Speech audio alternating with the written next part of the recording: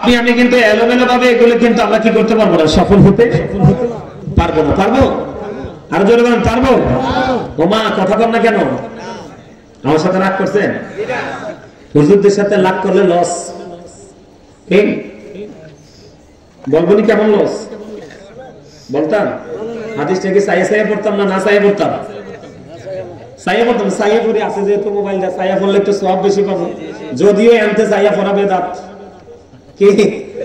কিন্তু এই বেদাত ছাড়া উপায় কথা কয় না কেন? এটা কি এটা থেকে দেখে দেখে পড়া কি কথা কয় না? বেদাত, কিন্তু এই বেদাত ছাড়া কি উপায় আছে? কথা কয় না? আমাদের ইসলামের অনেক কাজই আমরা করি নবীর প্রেমে পড়ে, কিন্তু মোল্লারা বেদাত ফতোয়া দেয়, কিন্তু এটা যে বড় বেদাত এটার কথা একবার কয় না, কারণ এটা যে সুবিধা আছে। কথা কয় না কেন? বুঝেন নাই? একটু দেখে দেখে পড়ি, সওয়াব দাম একটু বেশি পাবো আপনাদেরকে বোঝানোর জন্য। ঠিক আছে বলবো? আপনারা কি আমার সাথে মহব্বত করে আওয়াজ দিবেন নাকি মহব্বত ছাড়া আওয়াজ দিবেন? আমাদের দুরূদ আর জিকিরে তো মনে হয় না মহব্বত আছে বললা। হ্যাঁ, এই আমার আলোচনা শুনতে হলে শর্ত মানতে হবে। কি করতে হবে? শর্ত দিব। আর ধরে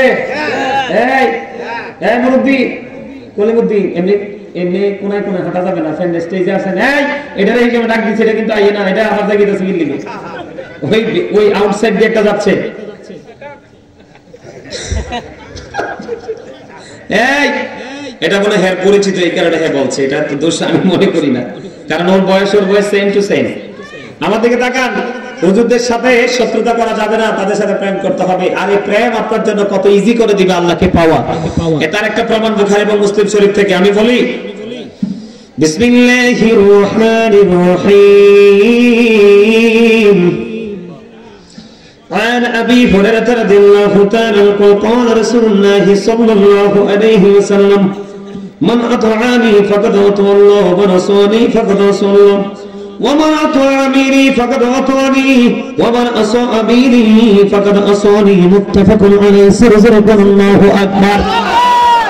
হযরত আবু হুরায়রা রাদিয়াল্লাহু তাআলা আনহু থেকে হাদিস কানা বর্ণিত, আমার নবী আপনার নবী তো জাহানের বাদশা নবী রাহমাতাল লিল আলামিন, ওনার পবিত্র জবান মোবারক দ্বারা তিনি পবিত্র হাদিস খানা বর্ণনা করেছেন, যে হাদিসটা এসেছে বুখারী এবং মুসলিম শরীফের মধ্যে। বন্ধু, কেন আপনি আলেমদেরকে ভালোবাসবেন এটা বোঝানোর জন্য। যদি আমার আলোচনার বিষয় এটা নয়, আপনারা দুর্বল, আপনাদেরকে অ্যাক্টিভ করতে হবে, এই জন্য বন্ধু আপনাদেরকে স্ট্রং করতে হবে, এই জন্য আপনাদের মানসিক পরিবর্তনের জন্য আমার এই দিকে আসা। আপনারা একটু মহব্বত করে আমার হাদিস খানা শুনবেন এবং মন দিয়ে এটাকে হৃদয়ে ধারণ করবেন। আল্লাহর হাবিব বলেছেন, মান আতাআনি ফাকাদ আতা আল্লাহ, যে ব্যক্তি আমার অনুগত করে সে আল্লাহর অনুগত করলো। সুবহানাল্লাহ বলেন না কেন? বলতেছে কে? রাসূল। আমার আগে আমার ছোট ভাই মিনহাজুল আবিদিন সুফি মাইকটা ছেড়ে দিয়ে ভালাই তো করছেন, আমি ছেড়ে দিতাম নি? হ্যাঁ, আমি কই রাসূল বলতেছে, হ্যাঁ কই আল্লাহ বলতেছে। এই আমার আলোচনা শুনতে হলে আপনাদেরকে শর্ত মানতে হবে। কি করতে হবে? কথাটা না, কি করতে হবে? শর্ত নিতে রাজি সবাই? আমার প্রথম শর্ত, ফার্স্ট কন্ডিশন হলো স্টপ ইউর মাউথ এভরিবডি। সকলের জবানকে বন্ধ রাখতে হবে। আমার দ্বিতীয় শর্ত, second condition, you listening my lecture very attentively. আমার কথা সবাইকে মন দিয়ে শুনতে হবে। থার্ড কন্ডিশন, আপনি যদি বলেন আই সেড ডোন্ট অ্যাকসেপ্টেবল, আমি বলবো I say go to your seat out of sight. ওমা কথা কয় না? সবাই এই সীমানা ত্যাগ করে বাড়ি চলে যেতে হবে, কারণ আপনার দেহ যদি এখানে থেকে, মন যদি অচিন্তে সে ঘুরে, আপনার এই বসে থেকে লাভ নাই। বাসায় যে পিঠ লাগাইয়া ঘুমান, আগামী দিন ভালোভাবে কাজ করতে পারবেন। ওমা আপনারা কি হাসতেও পারেন না? হ্যাঁ, আরে হাসি দোষের কিছু না। আপনার লাইফকে, আপনার জীবনকে সুন্দর রাখতে হলে, দেহকে সুন্দর রাখতে হলে, আল্লাহ রাসূল সুস্থ রাখার জন্য যতগুলো অপশন আমাদেরকে শিখিয়ে দিয়েছেন, এর মধ্যে একটা হলো হাসি। হাসি খুশি জীবন মানুষকে স্বাভাবিক করে দেয়। কথা কি বুঝতে পারছে? আমার এই চাচা একটা হাসি দিছে, আমার ছোট ভাই একটা হাসি দিছে, কারণ তারা মজাটা বুঝছে। আর আপনারা একটু ইয়ার মধ্যে হেজিটেশনের মধ্যে পড়ে গেছেন, ঠিক না ঠিক? আরো ধরে একটু হাসতে হবে তো। আমি বলতেছি, রাসূল বলতেছে, আপনি বলতেছেন, আল্লাহ বলতেছে, এরকম ভাবে ওয়াজ শুনে তো লাভ নাই। এই 29তম মাহফিল, এত বছরে 28 বছরে কি শিখছেন আমারে বলতে পারবেন? এটা কিন্তু একটা ক্লাস। এটা কি? এটা একটা ক্লাস, প্রফেশনাল, এটা একটা টিচিং প্রফেশন। এটা কিন্তু শুটিং স্পট নয়। আমি আপনাদেরকে টিচিং দিচ্ছি, আপনারা সবাই টিচিং নিচ্ছেন। এখানে আমার বাবার বয়সী, দাদার বয়সী অনেক অনারেবল পারসন আছেন, কিন্তু এই মুহূর্তে সবাই আমার স্টুডেন্ট। আমার ঠিক হতো বুঝতে আপনি কি নিজেকে স্টুডেন্ট মনে করলে কি লস? আমি লাইন মতো ওয়াজ করব, তখন আপনি ওয়াজ থেকে বুঝে নিতে পারবেন আপনার আর আপনার পছন্দের বক্তার মধ্যে কমিউনিকেশনটা কেমন রাখা দরকার। যদি আপনার মন না থাকে, মিনহাজ এই হাদিসটা এনে রাখলাম, আর কি ওয়াজ করতে হবে তার বুঝানোর নাই। ছোট্ট করে একটা টপিক আমি আপনাদেরকে দেই, দেখি আপনাদের বিবেকটা প্রসারিত হয় কিনা। এই যে বডিটা, এটা কি? বাংলাতে বললে দেহ বা শরীর। কি? আবার আরেকটা নাম আছে মানুষ। কি কি মানুষ? ইংলিশে কি বলা হয়? ম্যান অথবা পারসন। আল্লাহর কোরআনের ভাষায় কি বলা হয়? আল্লাহ কখনো বলেছেন ইয়া আইয়ুহান নাস, কখনো বলেছেন ইয়া আইয়ুহাল ইনসান। তাহলে এটা কোনটা? এই মাথা থেকে পা পর্যন্ত বডি স্ট্রাকচারটা, এটা হলো মানুষ। এই মানুষের ভিতর আরেকটা মানুষ থাকে, নির্দিষ্ট সমপরিমাণ, কন্টিনিউয়াস না। ওই ভিতরের মানুষটার নাম হলো রূহ। ইংলিশে এটাকে বলা হয় সোল, বাংলাতে এটাকে বলা হয় আত্মা। আল্লাহ বলেছেন সে the soul is the warder of my lord, only রূহ মিন আমরি রাব্বি, first tense, present tense, future tense, অতীত, বর্তমান, ভবিষ্যৎ। আপনারা ফার্স্ট টাইমে আমার দিকে তাকান। ফার্স্ট টাইম কি কেমন? আমরা কিন্তু ফার্স্ট টাইম আব্দুর রহিম ছিলাম না, আব্দুল জলিল ছিলাম না, খলিলুর রহমান ছিলাম না। কেন ছিলাম না? ফার্স্ট টাইম আমাদের কন্ডিশনটা এমন ছিল, রূহটা ছিল আলমে আরোহে আল্লাহর আরশের চারপাশে, রূহের জগতে, আর দেহটা ছিল বাবা এবং মায়ের মাঝে। আপনার বডির মূল যে খুঁটি, আপনার বডির হাড় তৈরি হয় একটা বাচ্চার বাবা থেকে। হাড়ের পরে মূল গুরুত্বপূর্ণ মোস্ট ইম্পর্টেন্ট দুইটা জিনিস আছে। কয়টা? একটা হলো চামড়া, আর একটা হলো ব্লাড, তার মানে রক্ত। স্কিন এবং ব্লাড, এই দুটো কিন্তু কোথা থেকে আসে? মা থেকে আসে। তাইলে আমি গাজী সুলাইমান 3 জায়গায় স্টে করেছি একই সাথে, ঠিক কিনা বলেন? কয় জায়গায়? 3 জায়গায়। বাবার কাছে কিছু অংশ, মায়ের কাছে কিছু অংশ, আসল মানুষটা আল্লাহর কাছে। তখন কিন্তু আমি আব্দুর রহিম ছিলাম না, জলিল ছিলাম না, খলিল ছিলাম না। কথা কি বুঝতে পারছেন? কেন ছিলাম না?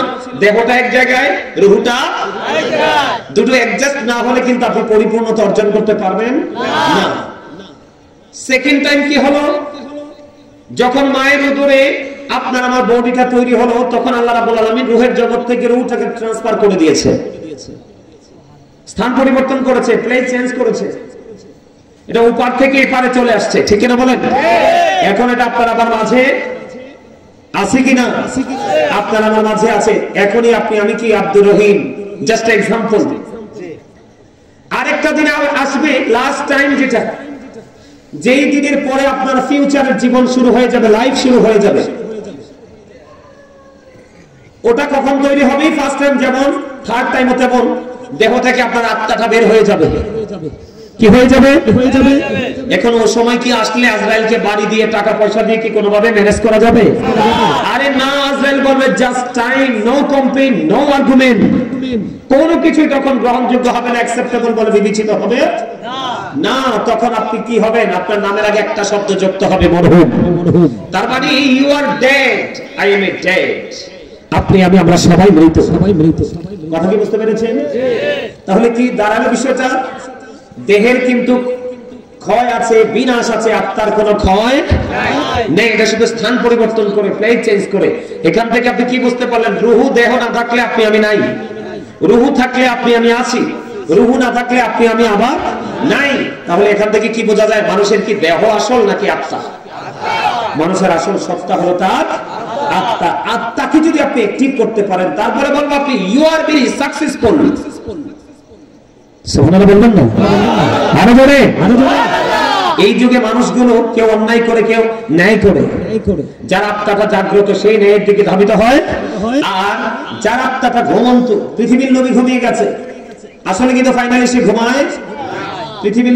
পৃথিবীর লোভে যারা ঘুমিয়ে থাকে, ঘুমে না ঘুমিয়ে ঘুমের ভান করে, এরা কিন্তু কি জানেন না? এরা কি?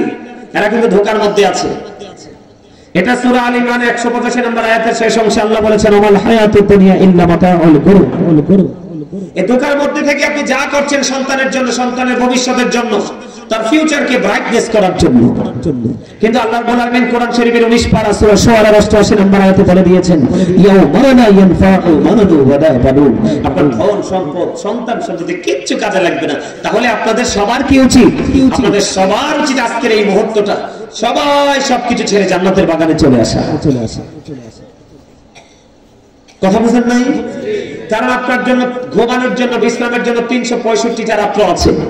এর মধ্যে মাত্র একটা রাত্রের কিছু অংশ আপনি আল্লাহর জন্য দিতে পারবেন না। তাহলে কি কোন মুখ দিয়ে আল্লাহর কাছে গিয়ে দেখাবেন, মুখ দেখাবেন, দাঁড়াবেন? সম্ভব? এই মুখটা যেন দেখাতে পারেন বড় করে, এই জন্য আপনার জীবনে একজন এডুকেশন স্কলারকে আপনি কি করতে হবে? চুজ করতে হবে, এবং তার সাথে ফ্রেন্ডশিপ তৈরি করতে হবে। অলওয়েজ তার সাথে একটা গুড কমিউনিকেশন কি করতে হবে? রাখতে হবে। কথা কি বুঝতে পেরেছেন? আমার কথা কি আপনাদের কাছে খারাপ লাগে? খারাপ লাগে? তাহলে আমি আপনাদেরকে কি বুঝাতে পারছি? আপনার এখানে দেহ থাকবে বটে, কিন্তু দেহ না থাকলে তো পাখি রাখা যায় না। খাঁচা না থাকলে তো পাখি থাকবে কোথায়? খাঁচা হিসাবে দেহটাকে রাখবেন, কিন্তু মূল আত্মাটাকে এখানে রাখবেন, তার মানে মনোযোগ। তাহলে আপনি এখান থেকে আপনি মনে করবেন আই এম এ জিরো। আপনি যদি মনে করতে পারেন যে আমি শূন্য, কিছুই নাই, তখন আমি আপনাকে বলতে পারবো ইউ আর হিরো। কথা বলেন? কারণ নিজেকে অনেক বড় মনে করাই কি প্রাউড ফিল করা, অহংকার করা। আল্লাহ ডাজন্ট লাইক দ্য প্রাউড। আল্লাহ অহংকারীকে পছন্দ করেন না। কারণ অহংকার ওনার সাথে, আল্লাহর সাথে, কার সৃষ্টির কারণে কি নাই অহংকার করার কোনো সুযোগ নাই। এই জন্য আপনাদেরকে মন দিয়ে কি করতে হবে? কথাগুলো শুনতে হবে। আমি আপনাদের টিচার হিসাবে আজকে আসছি। যতক্ষণ আপনারা থাকবেন আমি থাকবো, আমি বলবো আপনারা শুনবেন। মাঝে মাঝে একটু জিকির করে করে একটু কি করবেন? নিজের রূহের খোরাক দিবেন। কারণ যত বেশি জিকির করবেন তত বেশি মনের ময়লা দূর হয়ে যাবে। তবে জিকির করতে হবে দুই ভাবে, জবান এবং অন্তর দুটো মিলাইয়া। রাসূল বলছে দুটো মিলিয়ে যে জিকির করবে ওটা হলো শ্রেষ্ঠ জিকির। সায়েন্টিফিকরা কি বলেছে জানেন? সায়েন্টিফিকরা বক্তব্য দিয়েছে জিকির ইজ দ্য হার্ট মেডিসিন। জিকির হলো হার্টের ঔষধ। জিকির কি? জিকির কি? হাদিস শরীফের মধ্যে এসে রাসূল বলেছে তোমরা বেশি বেশি করে জিকির করো। কোথায় গিয়ে? জান্নাতের বাগানে গিয়ে। কারণ তোমরা যখন জান্নাতের বাগানে যাও, জান্নাতের বাগানে গেলে তোমরা জান্নাতের মেহমান হয়ে যাও। আর রাতের বেলা যদি তুমি জান্নাতের বাগানে যাও, ওই জান্নাতের বাগানে রাতের অংশে তোমার জন্য ডিনারের ব্যবস্থা আছে। জোরে জোরে সুবহানাল্লাহ। আমরা রাতে আসছি না? আমরা আজকে এখান থেকে রাতে ডিনার করে বাসায় ফিরবো। এই ডিনারটা কিন্তু দেহের হবে না, রূহের হবে। সুবহানাল্লাহ বলেন না কেন? আপনি মর্নিং টাইম সকালবেলা আসলে আপনার সকালে ব্রেকফাস্ট হয়ে যাবে, নাস্তা হয়ে যাবে। দুপুরবেলা যদি আসেন আপনার দুপুরে লাঞ্চ হয়ে যাবে জান্নাতের মেহমানদের জন্য। তবে লাঞ্চ, ডিনার, ব্রেকফাস্ট সবগুলো হবে রূহের, আত্মার। আপনি এই জান্নাত থেকে যদি বের হওয়ার সময় প্রশান্তি নিয়ে বের করতে পারেন, তখনই মনে করবেন যে I am very successful person. কথা বুঝতে পারছেন আমার? আমি কি আমার ওয়াজের দিকে যাব? শুনবে? আরো জোরে। হাদিসটা যেহেতু সাইয়েসে শুরু করছি, সাইয়েসে শেষ করি। আপনারা মহব্বত করে বোঝেন, উল্টা পাল্টা বলবেন না। উত্তর না বুঝতে চুপ করে থাকবেন, আমি উত্তর বুঝাই দিব। কথা বল না কেন? আল্লাহ রাসূল বলেছেন মান আতাআনি ফাকাদ আতাআল্লাহ। আল্লাহর হাবিব বলেছেন যে ব্যক্তি আমার আনুগত্য করে সে আল্লাহর আনুগত্য করলো। আমার রাসূল বলেছেন ওমান আসানি ফাকাদ আসাল্লাহ।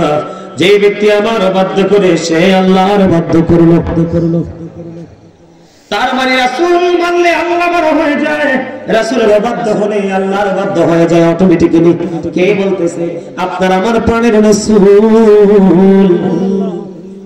এরপরে সেকেন্ড টাইম রাসূল কি বলেছে দেখেন। রাসূল বলেছে ওমান আমিরি ফাকাদ আতানি।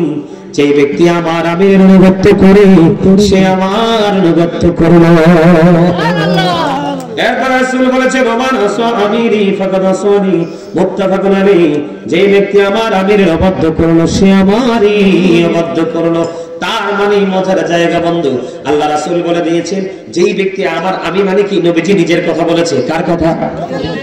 নবীজি নিজের কথা বলেছেন যে ব্যক্তি আমার অনুগত্য করেছে আল্লাহর অনুগত্য করলো, যে আমার অবাধ্য করেছে আল্লাহর অবাধ্য করলো। ফার্স্ট টাইম রাসূল এইভাবে বললেন। আর সেকেন্ড টাইম আপনারা যারা সাধারণ মানুষ, অতি সহজ সরল মানুষ, আপনাদের বাঁচানোর জন্য নবীজি এই রাস্তাটাকে সহজ করে দেখিয়ে গেছেন বন্ধু। এর মধ্যে রাসূল বলেছেন ওমান আতা আমিরি ফাকাদ আতানি, যেই ব্যক্তি আমি আমিরের অবাধ্য করেছে, যে আমার আমিরের অনুগত্য করেছে আমার অনুগত্য করলো। তার মানে আপনি যদি কোনো হক্কানি আলেমকে, আল মদিনা ওয়ালার পাগল কোন হক্কানি আলেম, কোন হক্কানি আল্লাহর ওলিকে যদি ভালোবাসতে পারেন, তাকে অনুসরণ অনুকরণ করতে পারেন, ওই ভালোবাসা হয়ে যায় মদিনা ওয়ালার সাথে।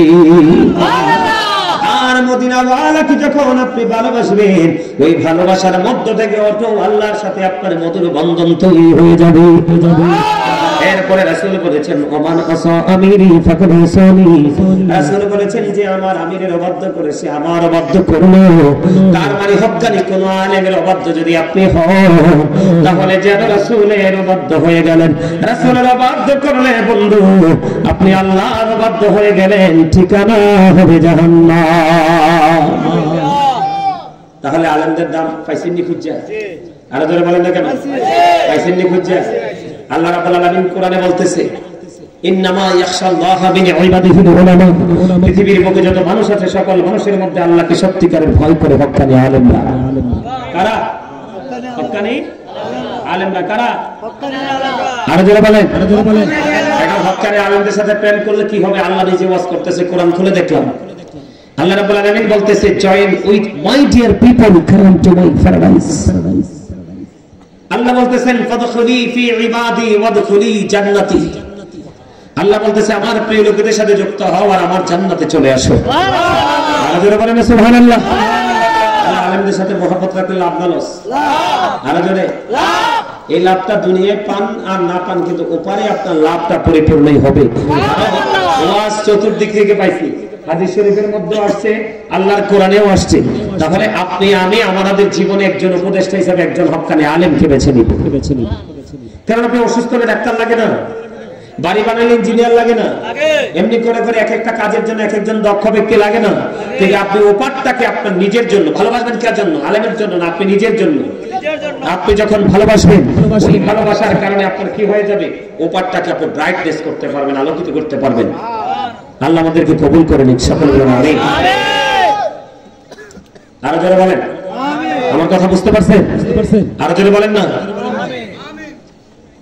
একদম সহজে বুঝতে পারছেন না?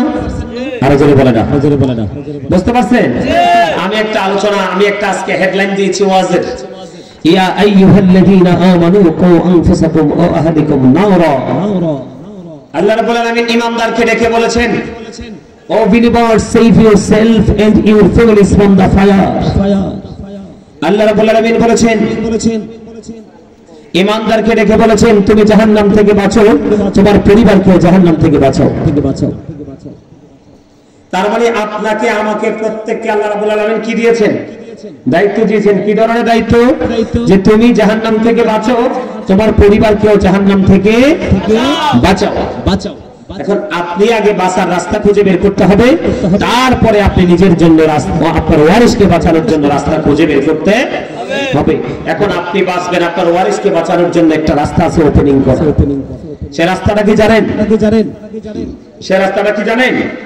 সে রাস্তাটা হলো আল্লাহ রাসূল বলেছেন আদিবু আওলাদাকুম আলা সালাতি খিসওয়ানিল হুব্বি নাবিকুম ওয়া হুব্বি আহলি বাইতিহি ওয়া আলা কিরাআতিল কুরআন। রাসূল বলেছেন তোমরা তোমাদের সন্তানদেরকে তিনটি বিষয় শেখাও। কয়টি? তিনটি বিষয় শেখাও। একটা হলো হুব্বি নাবিকুম, it is the love of the prophet, নবীর ভালোবাসা শেখাও। এরপর বলেছেন হুব্বি আহলি বাইতিহি, টিচ ফ্যামিলি লাভ। এরপর বলেছেন ওয়া আলা কিরাআতিল Quran, learn to recite the holy Quran. তোমরা তোমাদের সন্তানদেরকে বাঁচাতে হলে প্রথমে নবীর প্রেম শিখাতে হবে, কারণ নবীর প্রেম, নবীর সাথে প্রেম করা ঈমান এবং ফরজ। নবীর আহলে বাইতকে ভালোবাসা ঈমান এবং ফরজ। এরপর আপনাকে কি করতে হবে? কোরআন তেলাওয়াত শিখাতে হবে, কারণ আইনের ভান্ডার আপনি যদি না জানেন তাহলে কিন্তু আপনি কখনোই সফল হতে পারবেন না। ঠিক না বলেন? আমি যদি প্রথমে স্টার্টিংটা এভাবে করি, আপনারা একটু মন দিয়ে শোনেন। আমি দুরূদ পড়া সবাই গেলে দুরূদটা মজা হয় নাই, হইছে? আমি আপনাদেরকে বলি, বন্ধুরে আমার নবী, আপনার নবী জাহানের বাদশা নবী রাহমাতুল লিল আলামিন, তিনি বন্ধু বলে দিয়েছেন, কেউ যদি মদিনাওয়ালার সাথে প্রেমে ডুবে লাগাইয়া প্রত্যেকটা জুমার দিনে যদি মাত্র 80 বার যদি দরুদ পড়তে পারো, আমার আল্লাহ খুশি হয়ে তার 80 বছরের সগীরা গুনাহ মাফ করে দেয়। দাইলামি শরীফের মধ্যে এসেছে হাদিস, কেন বন্ধু? হাদিসে নবী বলেন, হযরত আনাস রাদিয়াল্লাহু তাআলা আমার নবী, আপনার নবী রাহমাতুল লিল আলামিন নবী, তিনি বলে দিয়েছেন, কেউ যদি মদিনাওয়ালার সাথে প্রেমের ডুরি লাগাইয়া প্রতিদিন যদি মাত্র 1000 বার যদি দরুদ পড়তে পারো, জান্নাত না দেখা পর্যন্ত তোমার মরণ হবে না। রাসূলুল্লাহ বলে দিয়েছেন, রাসূলুল্লাহ বলে দিয়েছেন, পৃথিবীর বুকে রাসূলকে ভালোবেসে তোমরা যে যত বেশি দরদ পড়বে, কাল হাসরের দিন নবীকে তোমরা তত বেশি কাছে পাবে। নবীকে যদি তুমি কাছে পাও, তোমার আর কোনো কিছুর জন্য টেনশন করতে হবে না। ঠিক কিনা বলেন? কারণ রাসূলকে প্রশ্ন করে হলো, ইয়া রাসূলুল্লাহ, ইয়া হাবিবাল্লাহ, নবী গো, আপনার নবী, কিয়ামত কখন হবে গো নবী? আমার রাসূল বললেন, কিয়ামতের জন্য কি প্রস্তুতি নিয়েছো? ইয়া রাসূলুল্লাহ, ইয়া হাবিবাল্লাহ, নবী গো, আপনার নবী কিয়ামতের জন্য কোনো প্রস্তুতি নিতে পারেনি, তবে আল্লাহ এবং আল্লাহর হাবিবকে ভালোবাসি। এই কথা বলতে দেরি আপনার আমার প্রাণের রাসূল তিনি বলে দিয়েছেন, তুমি যাকে ভালোবাসবা তার সাথে তুমি থাকবা। এখন নবীকে ভালোবাসার মানে কি? সর্বপ্রথম যদি বলি, নবীকে ভালোবাসতে হবে, এটা আমার কথা নয়। আমার আল্লাহ কোরআনে বলেছেন, আমার আল্লাহ বলেছেন, হি হো অবিস দা অ্যাবসেল অবিস আল্লাহ, যে ব্যক্তি রাসূলের নির্দেশ মানলো সে যেন আল্লাহর নির্দেশ মানলো। ইহুদি খ্রিস্টানের একটা ধর্মগ্রন্থ যেটাকে ইংলিশে বলা হয় দা ওল্ড নিউ টেস্টামেন্ট, ওটা দ্বারা তারা প্রমাণ করতে চেয়েছে। তারা বলেছে, he that loveth not knoweth not God, for God is love। এরা বলেছে, যেজন প্রেম করে না সেজন আল্লাহকে জানে না, for God is love, আল্লাহ প্রেম। কিন্তু আল্লাহ রাব্বুল আলামিন না, আল্লাহর কাছে এই ভালোবাসাটা পছন্দ হয়নি, এই বক্তব্যটা পছন্দ হয়নি। আল্লাহ রাব্বুল আলামিন বলেছেন, নো সে বলুন, ইফ ইউ ডু লাভ আল্লাহ, যদি তোমরা আল্লাহকে ভালোবেসে থাকো, ফলো মি মুহাম্মদ সাল্লাল্লাহু আলাইহি ওয়াসাল্লাম, মুহাম্মদ সাল্লাল্লাহু আলাইহি সাল্লামের অনুগত হয়ে যাও, আল্লাহ উইল লাভ ইউ, আল্লাহ তোমাদেরকে ভালোবাসবে, এন্ড ফরগিভ ইউর সিনস, আল্লাহ তোমাদের সমস্ত জীবনের গুনাহগুলি মাফ করে দেবে। বলেন না সুবহানাল্লাহ। কারণ আপনাদেরকে মনে রাখতে হবে, যেখানে আল্লাহ সেখানে রাসূল। আমার প্রভুর প্রভুত্বের সীমানা যত দূর জুড়ে রে, আমার নবীর রহমত তত সীমানা জুড়ে। আপনার ওয়াজ ভালো লাগে না? আপনাদের কাছে লাগে না? এগুলো ভালো না লাগলে লাগবে কি? এগুলো তো ঈমানি ওয়াজ। আপনার ঈমান যদি ঠিক না থাকে, আমল দিয়ে লাভ হবে না। আর ঈমান হলো নবীর প্রেম, নবীর প্রেম নাই তো ঈমান নাই। আপনারা একটু বুঝেন না, আমার আলোচনা, মূল আলোচনা যেটা আমি নিয়ে আসছি সেটা আমি পরে করতেছি।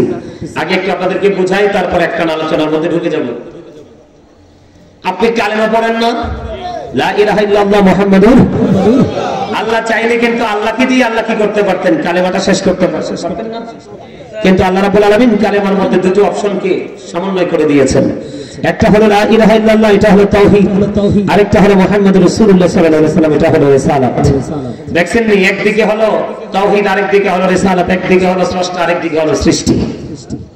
যিনি শুধু আপনার আমার নবী না, তিনি নবীদেরও নবী। এই কারণে আমি বলি, আল্লাহ the first pillar is the Lord of all, Rabbul Alamin. Muhammad Rasulullah sallallahu alaihi wasallam is the blessing for the world, rahmatan lil alamin. চমৎকার না? কথা বলেন না কেন?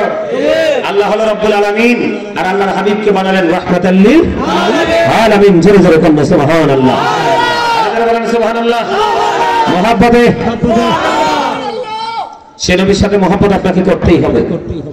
সাহাবায়ে কেরামের প্রেমটা কেমন ছিল, আমি দুই চারটা কথা বলে আপনি আমি কিভাবে আমল করব সেই বিষয় নিয়ে আলোচনা করব। আমার নবীজি তাবুক হাদিস শরীফের মধ্যে এসেছে বন্ধু, আমার নবী তাবুক যুদ্ধের পূর্বে বললেন তোমরা দান করো। এবার ইসলামের দ্বিতীয় খলিফা হযরত ওমর তিনি মনে মনে চিন্তা করলেন, দেখেন তারা রাসূলকে কেমন করে ভালোবাসতেন, আল্লাহ রাব্বুল আলামিনকে পাওয়ার জন্য তারা আমার রাসূলের প্রত্যেকটা বক্তব্যকে কানায় কানায় পুঙ্খানুপুঙ্খানুরূপে ভালোবেসে তারা বাস্তবায়ন করত বন্ধু। ওমর যখন জানতে পারলেন নবীজি জানিয়ে দিয়েছেন তোমরা তাবুক যুদ্ধের পূর্বে তোমরা কি করে দান করো, এই কথা বলার পরে হযরত ওমর মনে মনে মনে মনে চিন্তা করলো, বন্ধু আমার জীবনে কোনোদিন কোন কাজ দ্বারা আমি আবু বকরকে হারাতে পারিনি। প্রত্যেকটা সেক্টরে আবু বকর আমার চাইতে অগ্রগামী, আমার কাছে ভালো দৌলত আছে, আমার কাছে ভালো সম্পদ আছে, নবীজি বলেছে আমি আজকে বেশি করে দান করব।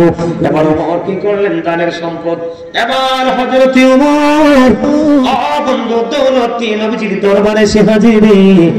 আমার আপনার প্রাণে নবীজির কাছে আসার পরে নবীজি প্রশ্ন করলেন, ওমর তুমি কি নিয়ে এসেছো ইয়া রাসূলুল্লাহ? আমার যে সম্পদ ছিল আমি অর্ধেক নিয়ে এসেছি, তোমার ফ্যামিলি পরিবারের জন্য তুমি কি রেখেছো? ইয়া রাসূলুল্লাহ ইয়া হাবিবাল্লাহ নবী গো, ও প্রাণের নবী আমি আমার ফ্যামিলি পরিবারের জন্য অর্ধেক রেখে এসেছি। ওমরের ফয়সালা হয়ে গেল। এবার বন্ধু আবু বকর চলে আসলো, আবু বকর তুমি কি করেছো? এবার আবু বকর উত্তর দিলেন, ইয়া রাসূলুল্লাহ আমার যা ছিল আমি সব নিয়ে এসেছি গো, ফ্যামিলির জন্য কতটুকু রেখে এসেছো? এবার আবু বকর সিদ্দিক রাদিয়াল্লাহু তাআলা বললেন, ইয়া রাসূলুল্লাহ ইয়া হাবিবাল্লাহ নবী গো আমি আমার ফ্যামিলি পরিবারের জন্য আল্লাহ এবং আল্লাহর হাবিবকে রেখে এসেছি। আবু বকরকে আজকে হারাইতে পারছিনি? কথা বলেন না কেন? হারাইতে পারছিনি? ও বন্ধু জীবনে কোনদিন আবু বকরকে কেউ হারাইতে পারে নাই, অথচ ওমরের জীবনে এত বেশি আমল ছিল রে, গগনে আকাশের তারার চাইতে বেশি হবে। এত বেশি আমল যদি একটা পাল্লায় রাখা হয়, আবু বকরের একটা মুহূর্তের কিছু মুহূর্তের প্রেম যদি একটা পাল্লা রাখা হয়, আবু বকরের প্রেমের পাল্লাটাই বন্ধু ভারী হয়ে যাবে। কেমন ভাবে ভালোবাসতো প্রাণের নবীকে। ও বন্ধু হিজরতের রাত্রিতে যখন আমার নবীজি আবু বকরের দরজায় গিয়ে একটা টোকা দিল রে, দরজাটা সঙ্গে সঙ্গে বন্ধু খুলে দিল। আমার নবীজি আবু বকরকে একটা ডাক দিয়ে বললেন, রে আবু বকর এটা কেমন করে সম্ভব রে, একটা ডাক দিতে দেরি তুমি তোমার দরজাটা খুলতে দেরি করলে না রে আবু বকর, এটা কেমন করে সম্ভব রে? ও আবু বকর আমাকে একটুখানি বলো। এবার আবু বকর সিদ্দিক রাদিয়াল্লাহু তাআলা বললেন, ইয়া রাসূলুল্লাহ ইয়া হাবিবাল্লাহ নবী গো, ও প্রাণের নবী গো, ও নবী যেদিন আমি জানতে পেরেছি গো আপনার সাথে আমি হিজরতে সঙ্গী হব গো নবী, সেদিন থেকে আমি একটা মুহূর্তের জন্য বিছানায় পিঠ লাগাই নাই। আর চলে বলেন না সুবহানাল্লাহ।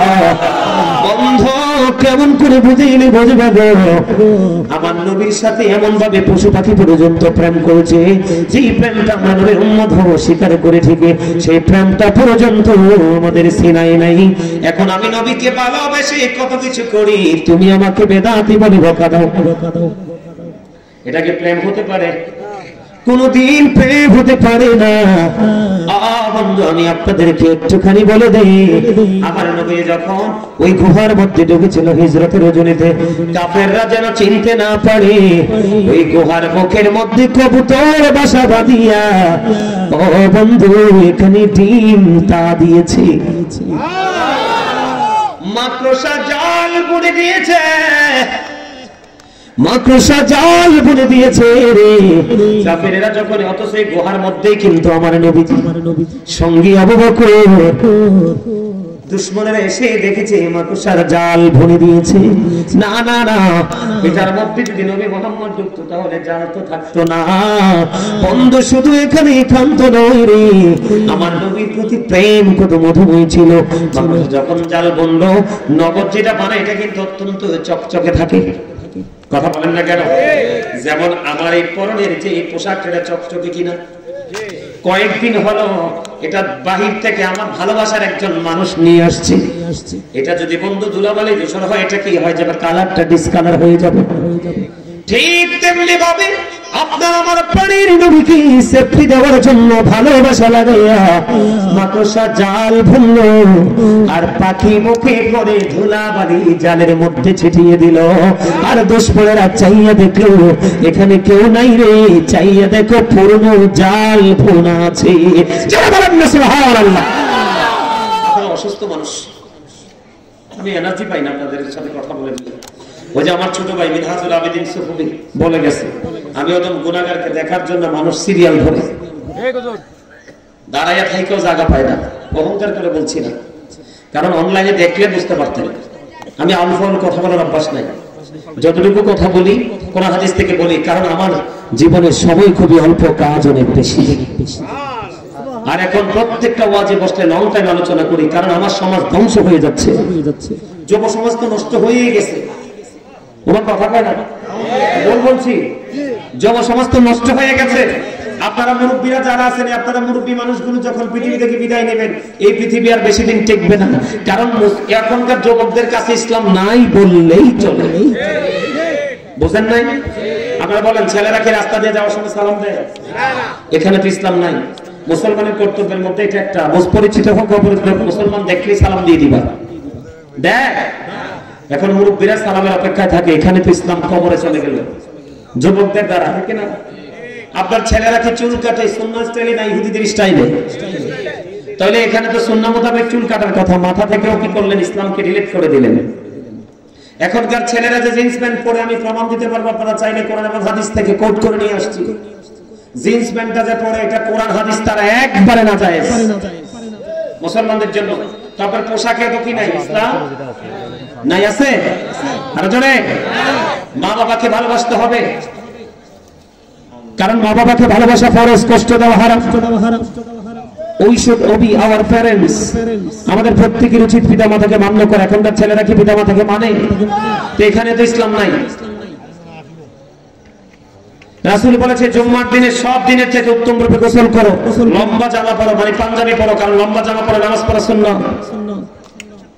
আতর লাগাও, গাড়ি থাকলেও হেঁটে হেঁটে কি মসজিদে চলে যাও, সবার আগে যাও, সবার পরে বেরিয়ে আসো। এখনকার ছেলেরা এত ডিজিটাল, সালাম ফিরাইবার আগে 2 রাকাত ফরজ পড়তে যায়, খুব পাও শোনে না। আর সালাম ফিরানোর পরে মোনাজাতও দেয় না, মনে হয় যে বিশ্বযুদ্ধ শুরু হয়েছে গেইছে। এখানে কি ইসলাম আছে? আপনি তো নামাজ পড়ে নামাজি হবেন তাকওয়া নিয়ে নামাজ পড়লে, আপনি তো এখন ডিজিটাল হয়েছেন, কমার্শিয়াল। এই নামাজ দিয়ে তো আপনি কিয়ামত পর্যন্ত পড়তে পারবেন, আল্লাহ পর্যন্ত পৌঁছাতে পারবেন না, নষ্ট কাজ থেকে বাঁচতে পারবেন না।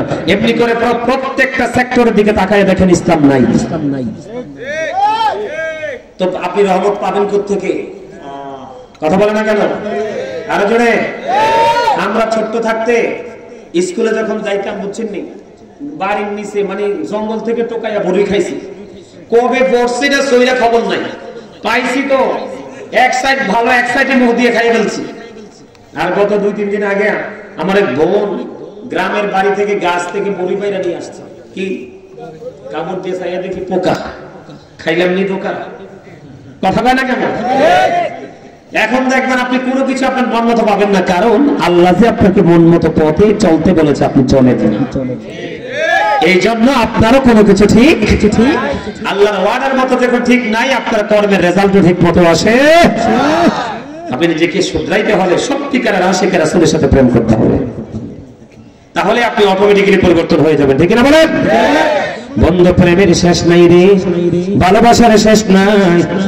ওই যে মেঘমালা পর্যন্ত আমার নবীকে বন্ধু ভালোবেসেছে।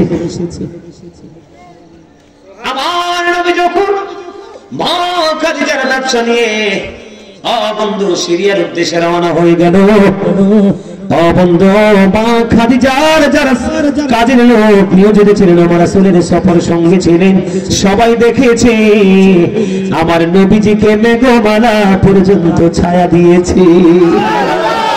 আর জোরে বলেন সুবহানাল্লাহ। শুধু তাই নয়, আমরা কেমন মুসলমান। হযরত আলী রাদিয়াল্লাহু তাআলা তিনি বললেন, আমি একদিন নবীজির সফর সঙ্গী হলাম, মক্কার আঁকাবাঁকা মেঠো পথে হাঁটা শুরু করলাম। হাঁটতে হাঁটতে নবীজির সঙ্গে আমি শুনতে পেয়েছি পায়ের তলার পাথরগুলো প্রাণের নবীকে সালাম দিয়েছে। আলী বলতেছে আমি শুনতে পেয়েছি নবীজি হাঁটতেছে আর ডান বাম থেকে ওই গাছপালা গুলো প্রাণের নবীকে সালাম জানাইতেছে। জোরে জোরে বলেন না সুবহানাল্লাহ। সেই নবীকে ভালোবাসার দরকার আছে না নাই? বন্ধু আমি যদি বলি রে আমার নবীজি বলেছে আবু বকরের সম্পদ আমার যতটা উপকারে এসেছে আর কারো সম্পদ ততটা উপকারে আসেনি। আবু বকর চাও চিৎকার মেরে বললেন ইয়া রাসূলুল্লাহ আমার সম্পদ নয় গো নবী, আমার জীবনটা পর্যন্ত আপনার জন্য প্রস্তুত। আমি আপনাদেরকে বলি বন্ধু, আমার রাসূল যখন এই পৃথিবীতে চলে গেল রে, চলে যাওয়ার পরে আখির নামক একটা গাধা নবীজির চলে যাওয়াটা সে মেনে নিতে পারলো না, কোনোভাবেই মেনে নিতে পারেনি। বন্ধু আখির নামক একটা গাধা সে শুধু কান্দে আর বলে কোথায় গেল রে প্রাণের নবীজি, কোথায় গেলে রে প্রাণের নবীকে আমি দেখতে পাবো, আর কি জীবনে কোনোদিন প্রাণের নবীকে দেখতে পাবো না। আখির নামক গাধাটা বলে আর কান্দে, কাঁদতে কাঁদতে 3 দিন 3 রাত্র পার হয়ে গেল, মতান্তরে 4 দিন 4 রাত্র পার হয়ে গেল। ওই আখির নামক গাধা কোনো খাবার খায় না, কোনো পানি খায় না বন্ধু। 3 দিন 3 রাত্র মতান্তরে 4 দিন 4 রাত্র পরে নিজের জীবনটা সমুদ্রে ঝাঁপ দিয়ে দিল। আমার নবীর প্রেম এত মধুর ছিল রে।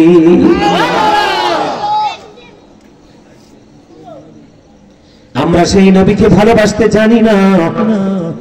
মসজিদে নববীর মধ্যে যখন মিম্বর তৈরি হলো আমার নবীজি তার আগস্তুনে হান্নান একটা বড় খেজুর গাছকে ধরে নবী খুতবা দিতেন। মসজিদে নববীতে যখন মিম্বর হয়ে গেল রে আমার নবীজি উস্তনে হান্নানাকে আর কি করলেন না, ব্যবহার করলেন না। এবার বন্ধু মসজিদে নববীর মিম্বরে দাঁড়িয়ে গেল খুতবা দেওয়ার জন্য। এবার বন্ধু উস্তনে হান্নানা মারা খেজুর গাছের কান্না শুরু হয়ে গেল। নবীজি প্রশ্ন করলেন তুমি আমার সঙ্গী কোথায় হতে চাও, দুনিয়ায় না আখিরাতে? আমি ওপারে আপনার সঙ্গী হতে চাই। জোরে জোরে বলুন সুবহানাল্লাহ। হযরত তালহা রাদিয়াল্লাহু তাআলা এক এক করে নবীর প্রেমে 70টা তীরের আঘাত খেল। কয়টা তীরের আঘাত? আরো জোরে। নবীজি মদিনায় থাকা অবস্থায় বন্ধু 27টি যুদ্ধ করেছে। এর মধ্যে সবচেয়ে বড় যুদ্ধ হলো উহুদের যুদ্ধ। উহুদের ময়দানে দুশমনেরা বৃষ্টির মতো তীর ছুটতেছে। এই দৃশ্য দেখে হযরত তালহা নবীজিকে জড়িয়ে ধরলো। জড়িয়ে ধরে একটা তীরের আঘাত যেন প্রাণের নবীকে টাচ করতে না পারে। একটা নয়, দুইটা নয়, 70টা তীরের আঘাত। বন্ধু 70টা তীরের আঘাত সহ্য করেছে, তারপরেও প্রাণের নবীকে একটা আঘাত লাগতে দেয়নি।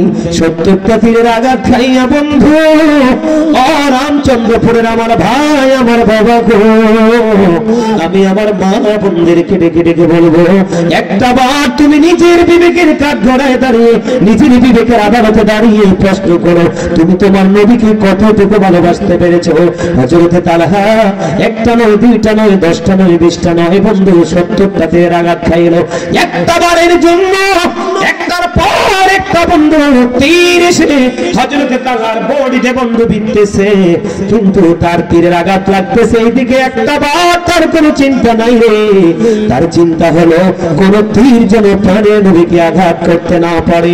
এই করতে করতে 70টা তীরের আঘাত খাওয়ার পরে রে হাসতে হাসতে নবীর সামনে শাহাদাত বরণ করে একটা বারের জন্য উহু করে না।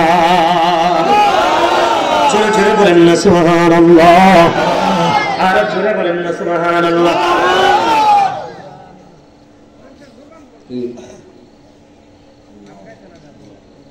ওয়াজ দেয়া কথা না, আউট কথা, অন্য কথা তাহলে কম যেত না। রাসেল তুমি তো আরো ভালো করেছিল। তোমাদের এই মসজিদে আইছিল না নামাজ পড়ে যাবে, দেখছো না? আরে মিয়া যে দুষ্ট মানুষ ওনার খাইছে খাইছে, এদিকে একটা মসজিদ আছে, এমন দুষ্ট মানুষ। এই মিয়া যুগের পর যুগ এখনো পড়তেছি, দাড়িগুলো পাকাই ফেলছি, গন্ডা মূর্খ যদি সামনে এসে কথা বলে মানা যায়?